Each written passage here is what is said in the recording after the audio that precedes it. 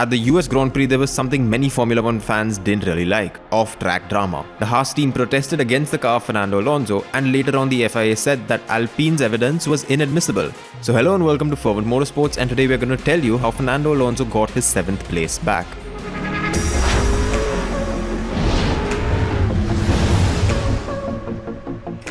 At the US Grand Prix, Fernando Alonso and Lance Stroll had this collision. Both of the drivers later said that it was a regular racing incident and there was no bad intention from either driver. However, the Alpine took a solid beating. Alonso managed to climb from 15th to 7th with the broken car, but after the race, HAAS lodged a complaint stating that Alonso's mirror was missing and he had to be disqualified. The FIA reviewed this and gave Alonso a 30-second time penalty, dropping him out of the points. This was some 2 or 3 hours after the race was done. This led to widespread confusion. During the race, the FIA has the right to show a car a black and orange flag, which means that the car is not in a safe condition and they should return to the pits to get it checked. However, Alonso received no such flag. The car was also inspected in Parc Fermé. Parc Fermé is an intense inspection of a Formula 1 car. The Formula 1 officials scrutinize everything from the car. They weigh it and even measure it with lasers just to ensure it's not even a millimeter above the limit. The Alpine car passed the Parc Fermé inspection as well, which is why the Alpine team is fighting tooth and nail to keep their 7th place finish.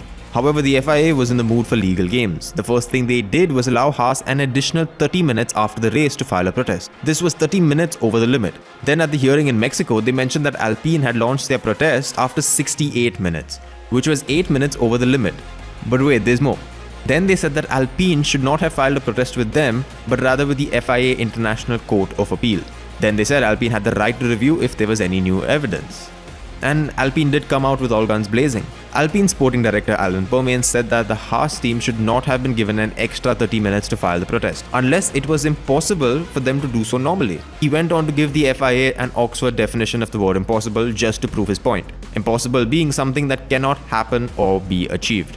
HAAS of course countered this by saying they would have given a handwritten note to the FIA within 30 minutes, but since they had the extra time, they waited for a bit. Now this apparently changed the minds of the steward, who said that they didn't know HAAS could have submitted a protest in the normal half-an-hour window. On that basis, the stewards determined HAAS's original protest was not admissible and that no penalty should be applied to Alonso. So yeah, Fernando Alonso got his 7th place back, but the FIA still looks like a bunch of people who are very unsure what their job is. Once again, this whole situation could have been avoided if the FIA stuck to the rules in the book. Ultimately, they should have not accepted the HAAS protest initially, or they should have spotted Alonso's car was running dangerously even when other teams warned them about it. So thank you for watching this video by us here at Forward Motorsports. In case you do like it, remember to subscribe to our channel and stay tuned as we keep reporting about all the times that the FIA messes up, because after all, they have to be held accountable for running Formula 1.